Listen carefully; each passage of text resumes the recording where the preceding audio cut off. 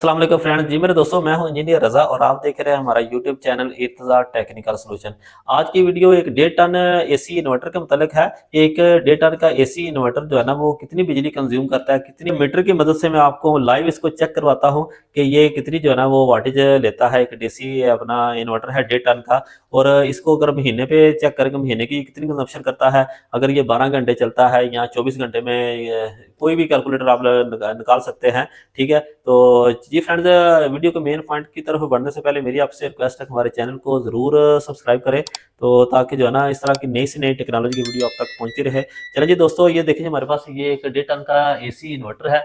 आप चेक कर सकते हैं, कोई भी इन्वर्टर है इस कंपनी का। ठीक है, ये फ्लावर कंपनी का, आप ग्री का ले ले, ओरिएंट का ले ले, पेल का ले ले, कोई भी डीसी इन्वर्टर है। ठीक है, तो सिंपल मैं आपको पहले बताता चलूं कि ये एसी इन्वर्टर कोई भी है 1.5 टन का, 2000 वाट से लेके 2200 वाट का वो लोड लेता है। ठीक है, तो इसी चीज को हम दोबारा जो है ना वो स्टार्ट करते हैं, चेक करते हैं लाइव कि स्टार्टिंग में ये कितनी करंट लेता है और बाद में जो है ना ये कितनी करंट पे आ जाता है, ऐसा ऐसा। ठीक है, तो स्टार्टिंग इसकी करंट चेक करेंगे, इसको वाट चेक करेंगे। देखिए हमारे पीछे से जो सप्लाई आती है, इस सप्लाई को हम इट्स मीटर की मदद से चेक करेंगे। इसके वाटेज को हम चेक करेंगे। सबसे पहले हम इसकी जो है ना वो वोल्टेज चेक करते हैं। वोल्टेज चेक करने के लिए आपने क्या करना है, आपने इसकी वोल्टेज की सिलेक्शन करनी है। ठीक है, वोल्टेज की सिलेक्शन, ये एसी वोल्ट आपने सेलेक्ट करने हैं। ये हमारे पास आ गए एसी वोल्ट। एसी वोल्ट पीछे वापडा से जो जितने भी आते हैं वो हम इसको लाइव चेक करते हैं जी।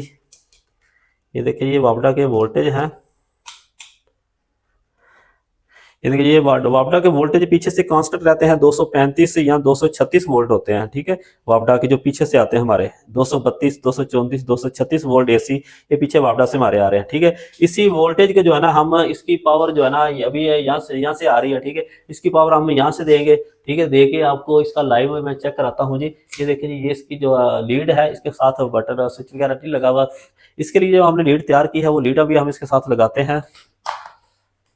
ये वाली लीड है। ठीक है, इस लीड को हम इसके साथ कनेक्ट करते हैं। ठीक है, कोई भी वायर आपने यहाँ पे लगा लेनी है। ठीक है, इसको आपने इस तरह यानी कि लगा के चेक करना है, और इसकी जो दूसरी वायर है आपने यहाँ पे लगा लेनी है। ठीक है, तो ये वायर हमने यहाँ पे लगा ली।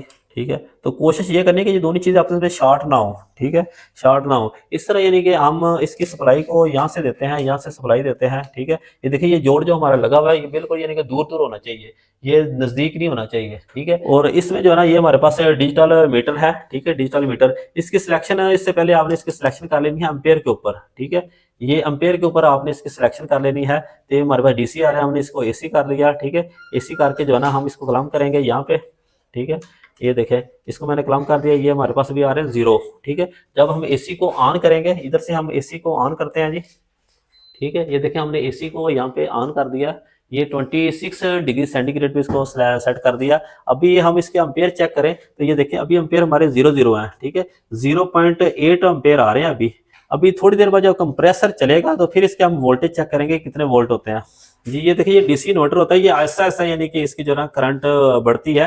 ये 0.18 पे चला गया अभी। ठीक है, अभी थोड़ी देर बाद जो है ना जब इसका कंप्रेसर ऑन होता है, इसके ऊपर अभी ये सिर्फ एक पंखा ही चल रहा है, तो थोड़ी देर बाद जो है ना इसकी जो है ना वो आप करंट चेक कर सके कितनी करंट लेता है ये जी। अभी इसका कंप्रेसर ऑन हो चुका है। ठीक है, अभी हम इसकी करंट चेक करते हैं जी।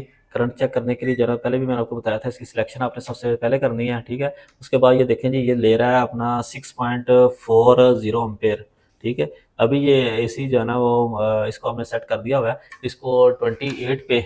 ठीक है, मैंने आपको ना पहले भी बताया था कि आपने इसको जो है ना 28 डिग्री सेंटीग्रेड पे सेट करना है। ठीक है, 28 डिग्री सेंटीग्रेड पे आप अगर इसको सेट करेंगे तो इसका मतलब ये है कि आपकी जो है ना वो कूलिंग जो है ना वो कमरे की जो है ना ऑटोमेटिकली जो कंप्रेसर है वो जल्दी यानी कि बंद हो जाएगा। ठीक है, कूलिंग करने के बाद अगर आप इसको 16 पे रखते हैं या 20 पे रखते हैं, 16 पे या 20 पे रखने का मकसद ये है कि 16 पे जो है ना एसी के जो कंप्रेसर है वो मुसलसल चलता जाएगा, क्योंकि 16 टेम्परेचर तो कमरे का होना कोई नहीं। ठीक है, इसलिए कंप्रेसर चलता रहेगा, बिल आपको जो ना सही बिल आना है, आपको यूनिट आपकी जो ना सही कंज्यूम होनी है। ठीक है, तो इसके लिए ये बेहतर ये है कि आप इसको 28 पे रखें। 28 में रखने का मकसद ये है कि आपका टेम्परेचर जो है ना 28 पे सेट होने के बाद फौरन यानी कि एसी जो है ना इन्वर्टर एसी आपकी जो है ना कूलिंग 0.1 पे ले आएगा एम्पेयर को। ठीक है, तो आपका बिल जो है ना वो काफी कम आएगा इसमें। ठीक है, जब भी आपने एसी को चलाना है तो आप इसको 26 के बजाय आप इसको रखें 28 के ऊपर।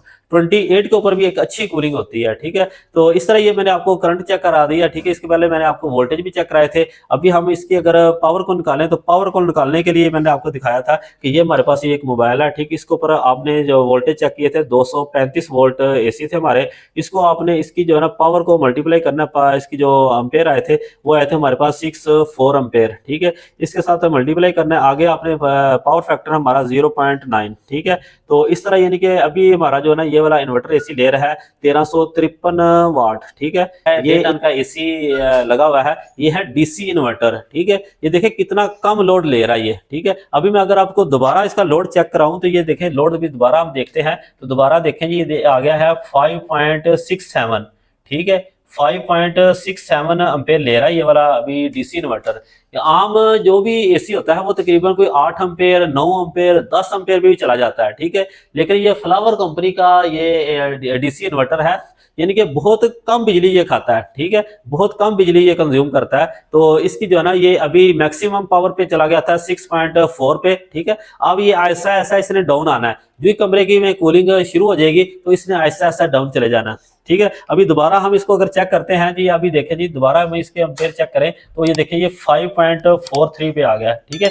5.43 का मतलब है, अभी हम दोबारा इसकी कैलकुलेशन निकालें 5.43 इसको मल्टीप्लाई करें 235, पावर फैक्टर है 0.9, ठीक है। तो ये तकरीबन ले रहा है 1150 वाट, ठीक है। 1150 या 1200 वाट का मतलब ये है अगर आपका एसी, ठीक है, अगर आपका एसी अगर 2000 वाट ले रहा है, ठीक है, फर्ज करें 2000 वाट ले रहा है, 2000 वाट अगर आपका एसी मुसलसल 1 घंटा चलता है तो आपकी जो है ना वो आधे घंटे में यूनिट एक कंज्यूम होगी। आधे घंटे के अंदर 2000 वाट अगर आपका एसी इन्वर्टर ले रहा है, ठीक है, तो आधे घंटे के अंदर अंदर आपकी 1 यूनिट कंज्यूम होगी और 1 घंटे के अंदर 2 यूनिटें गिरेगी, ठीक है। अगर 1.5 टन का इन्वर्टर है वो ले रहा है आपका जो ना 2000 वाट, ठीक है। जिस तरह हमारा ये लगा हुआ है डीसी इन्वर्टर है ये, ठीक है, ये फ्लावर कंपनी का, तो ये ले रहा है तकरीबन 1200-1300 वाट ले रहा है, ठीक है, ये स्टार्टिंग में। अभी थोड़ी देर बाद इसने तकरीबन जो है ना वो 500, 600, 400 वाट पे आ जाना, ठीक है।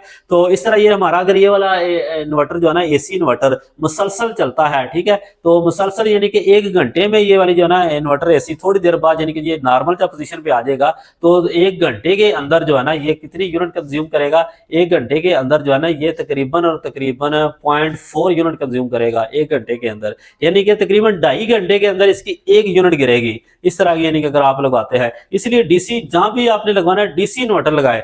डीसी इन्वर्टर जो है ना वो कम से कम बिजली जो है ना वो खाता है, ठीक है। तो तकरीबन आपके 2.5 घंटे 2-3 घंटे के बाद 1 यूनिट कंज्यूम होगी, ठीक है। अगर आप सारी रात एसी लगाते हैं, यानी कि अगर आप 12 घंटे अगर आप इस तरह का डीसी इन्वर्टर चलता है 12 घंटे, अगर 24 घंटे में 12 घंटे चलता है तो आपकी कितनी यूनिट कंज्यूम होगी, तो उस हिसाब से अगर कैलकुलेशन निकाली जाए तो उस हिसाब से ये तकरीबन 4 यूनिट गिरती हैं, यानी कि 4 यूनिट आपकी कंज्यूम होगी 12 घंटे के अंदर अंदर, ठीक है। तो 12 को 4 के साथ अगर डेली की होती है तो 4 को आप 30 से मल्टीप्लाई करें तो आपकी बनती है 120 यूनिट, ठीक है। 120 यूनिट आपका जो है ना इस तरह का 1.5 टन का एसी जो है 1 महीने की खाता है, ठीक है, 120 यूनिट, ठीक है। तो अगर आप इसको सेट करते हैं 28 डिग्री सेंटीग्रेड पे तो आपकी जो है ना महीने की पर मंथ अगर आपका डीसी इन्वर्टर लगा हुआ है, ठीक है, तो आपकी जो यूनिट की कंजप्शन आएगी वो तकरीबन 80-85 यूनिट कंज्यूम होगी 1 मंथ के अंदर अंदर, ठीक है। क्योंकि ये जो है ना डीसी इन्वर्टर जल्दी जल्दी यानी कि कूलिंग करके जो है ना वो 28 टेम्परेचर पूरा करके डाउन पे इसको कंप्रेसर को बंद कर देता है, फिर तकरीबन 300-400 वाट पे ये मुसलसल चलता रहता है। जिस तरह अगर आपका एयर कूलर है, ठीक है, वाटर कूलर है, वो भी तकरीबन को 300-400 वाट लेता है, ठीक है। तो अच्छी क्वालिटी के जो डीसी इन्वर्टर है वो भी तकरीबन जो है ना वो 200-250 वाट लेते हैं, ठीक है। अगर ये फिर भी आपके ध्यान में कोई क्वेश्चन है, ठीक है, तो आप कमेंट्स बॉक्स में हमसे पूछ सकते हैं। वीडियो अच्छी लगी है तो इसको लाइक करें, हमारे चैनल को सब्सक्राइब करें, साथ बेल वाले बटन को दबाएं ताकि इस तरह की नई से नई टेक्नोलॉजी की वीडियो आप तक पहुंचती रहे। चलिए जी दोस्तों, दुआओं में याद रखिएगा, एक नई वीडियो के साथ दोबारा मिलेंगे, तब तक के लिए इजाजत दें। ओके जी, अल्लाह हाफिज़।